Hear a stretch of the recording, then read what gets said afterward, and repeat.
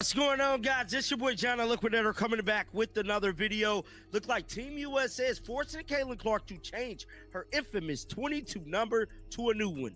Guys, for this one here, we got to go all the way up to Indy. Let's get it. Let's go.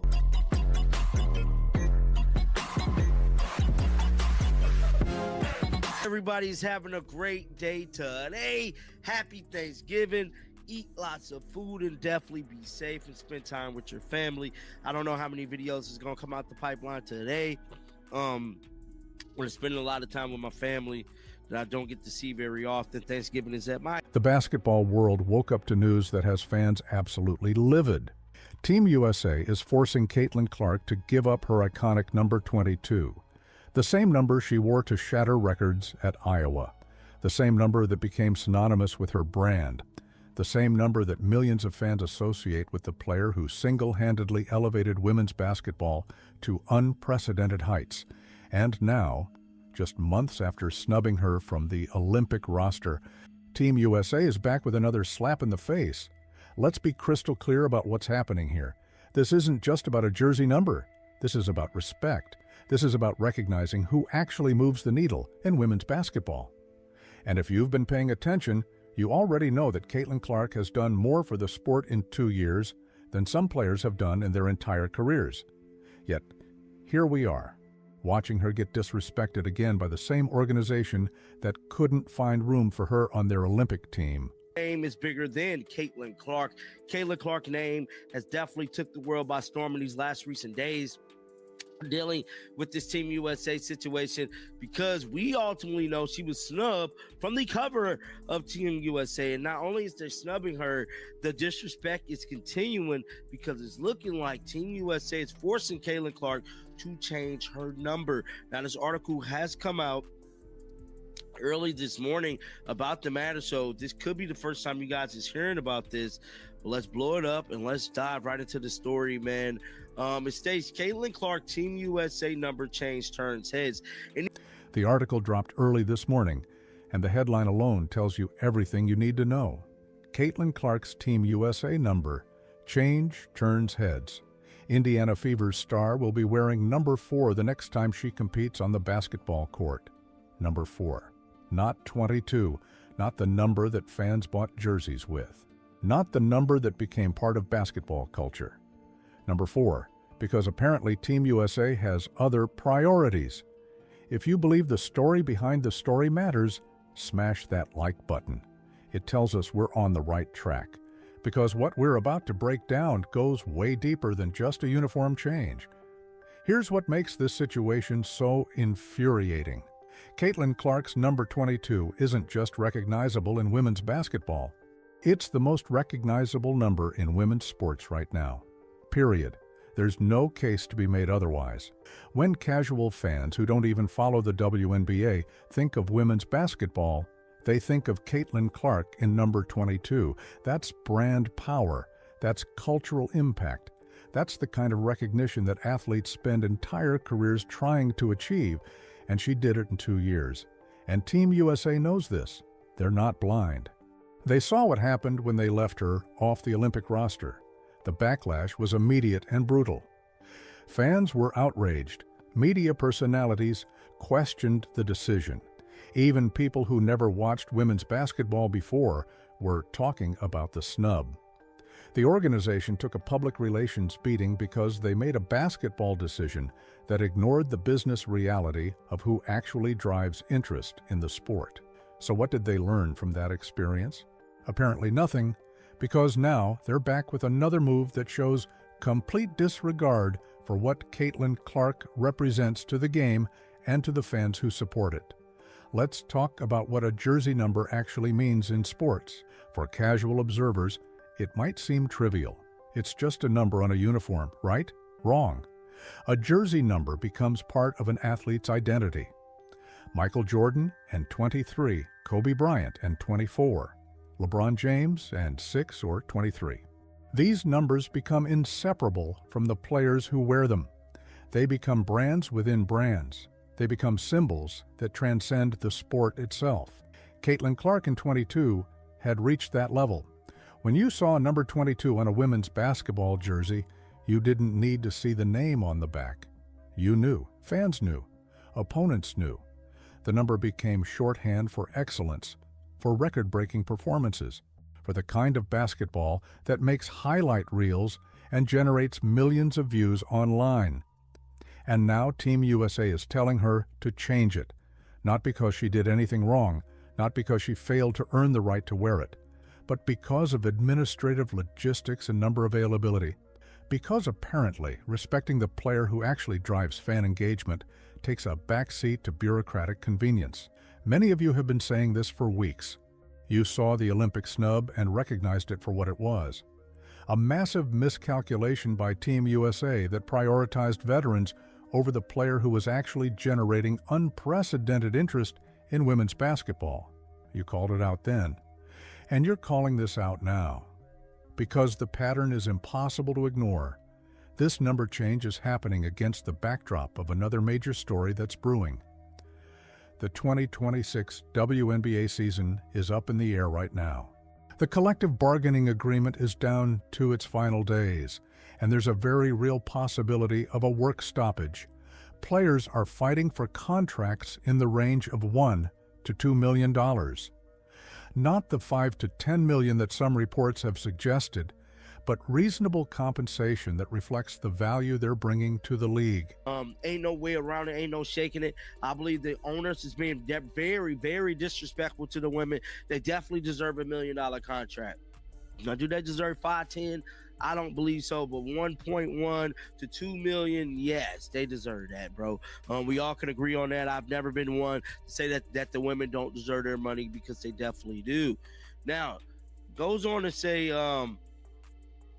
there's a case to be made that Indiana Fever star Caitlin Clark, number 22, is the most recognizable number in women's sports right now. There's no argument to be made. There's no case to be made. Caitlin Clark, number 22, is the most. And here's where it gets interesting. The owners are being accused of disrespect in those negotiations. Players who have elevated the sport, who have brought in new fans and new revenue streams, are being told their worth doesn't match their impact. Sound familiar? It's the same dynamic we're seeing with Caitlin Clark and Team USA. The people who actually do the work, who actually move the needle, getting treated like they should be grateful for whatever scraps they're given. The argument for paying WNBA players more isn't complicated. Caitlin Clark alone brought millions of new eyeballs to women's basketball. Her games were drawing crowds that the league hadn't seen in years, if ever. Her jersey sales broke records. Her social media presence generated engagement that rival sports properties would kill for. That's tangible value. That's measurable impact. And yet, the conversation about compensation is still treated like players are asking for charity rather than demanding their fair share of the revenue they're generating. So when Team USA forces Caitlin Clark to change her number, it's not happening in a vacuum. It's happening in an environment where women's basketball players are constantly being told that their contributions don't quite measure up, that their brand power doesn't quite deserve the same respect as their male counterparts, that they should just be happy to be included at all. But here's what the decision makers seem to be missing. Fans aren't stupid. They see what's happening. They recognize disrespect when it's staring them in the face. And they're getting tired of watching the player who actually elevated their interest in the sport get treated like an afterthought by the organizations that should be building around her. Reading between the lines of this number change reveals something deeper about how Team USA views Caitlin Clark. If they truly understood her value, if they truly grasped what she represents to the future of women's basketball, they would have found a way to let her keep her number. They would have recognized that some things are bigger than administrative convenience, that some decisions send messages that resonate far beyond the basketball court. Instead, they're forcing a change that sends exactly the wrong message at exactly the wrong time. The fans saw this coming from a mile away. After the Olympic snub, after watching Team USA prioritize everything except the player who was actually drawing unprecedented attention to women's basketball, this number change feels like salt in the wound, and the reaction online has been exactly what you'd expect. People are furious. They're connecting the dots. They're recognizing a pattern of disrespect that goes beyond any single decision. What do you think about Team USA's handling of Caitlin Clark? Drop your thoughts in the comments below, because this conversation is far from over. The decisions being made right now are shaping the future of women's basketball, and your voice matters in how that story gets told. Let's dig into what this number change actually represents. On the surface, Team USA will probably argue it's about roster management. Other players have worn different numbers on national teams than they wear in their professional leagues. It's standard practice, nothing personal, just logistics. But that explanation ignores the context. Caitlin Clark isn't just another player dealing with a number conflict. She's the player who changed the entire landscape of women's basketball. Her March Madness run drew viewership numbers that embarrassed some NBA playoff games. Her entry into the WNBA created a surge of interest that the league had been desperately seeking for years. Her impact on jersey sales, ticket sales, and overall engagement is documented and undeniable. When you have that kind of player, you don't treat her like everyone else. You recognize that some aspects of her brand are worth protecting. You understand that the number 22 isn't just a jersey designation for Caitlin Clark. It's part of her identity as a player. It's what millions of fans associate with her game. It's a symbol that carries weight far beyond what shows up on a stat sheet. Team USA had the opportunity to make an exception, to recognize that in this specific case, with this specific player, at this specific moment in the sport's history, letting her keep her number would have been the right call, not just for her, but for the message it would send to fans who have invested emotionally and financially in supporting her career. Instead, they chose bureaucracy over brand management. They chose administrative ease over fan engagement. They chose to treat Caitlin Clark like just another roster spot instead of recognizing her for what she actually is, the face of modern women's basketball. The timing of this decision makes it even more questionable. We're potentially heading into a WNBA work stoppage.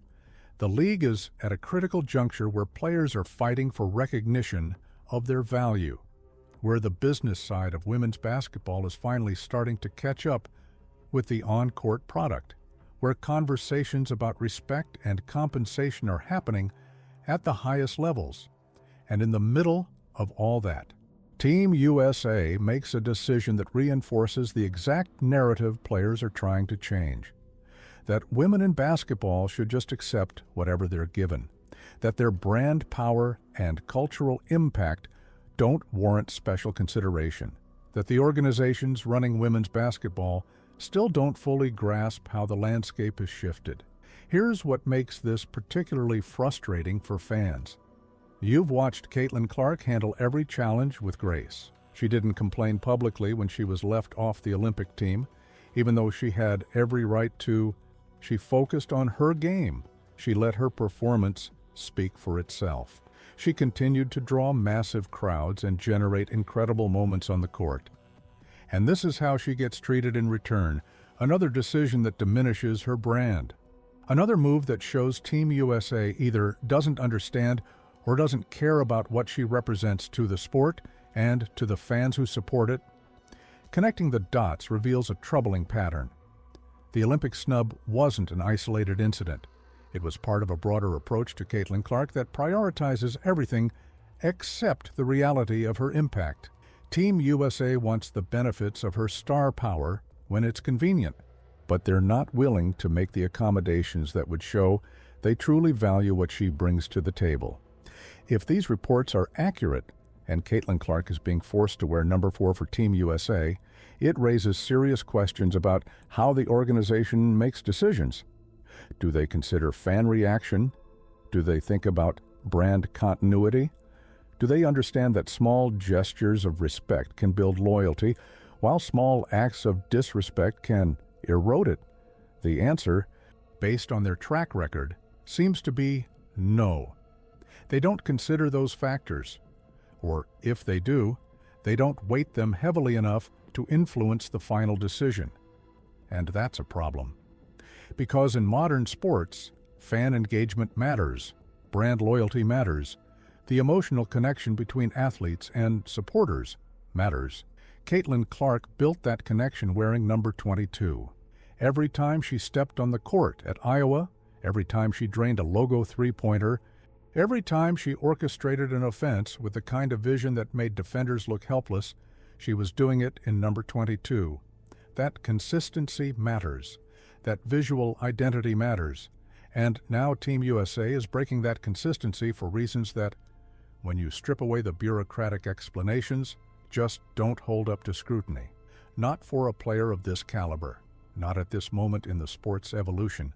The broader implications extend beyond just Caitlin Clark. This decision sends a message to every young player watching.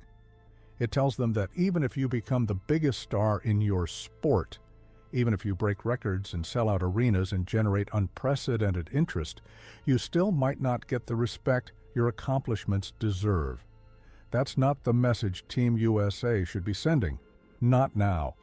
Not when women's basketball is finally getting the attention and investment it deserves. Not when the next generation of players is watching to see how the sport treats its stars. So where does this leave us?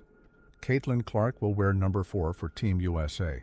The decision is made, but the reaction to that decision matters. The conversation it sparks matters. The pressure it puts on Team USA to reconsider how they approach these situations in the future matters. Many of you saw this pattern developing long before this number change was announced. You recognized that the Olympic snub was just the beginning. That Team USA's approach to Caitlin Clark reflected a deeper misunderstanding of what drives modern sports fandom. You were right to call it out then, and you're right to call it out now. If you want to stay ahead of stories like this, if you want to understand the dynamics shaping women's basketball before they become headlines, hit that subscribe button and turn on notifications. Because we're going to keep following this story, keep connecting the dots, and keep holding these organizations accountable for how they treat the players who are actually elevating the sport. The number change is official, but the conversation about respect, recognition, and how Team USA values its biggest star is just getting started. And something tells me this won't be the last time we're talking about how Caitlin Clark gets treated by the organizations that should be building around her instead of diminishing her brand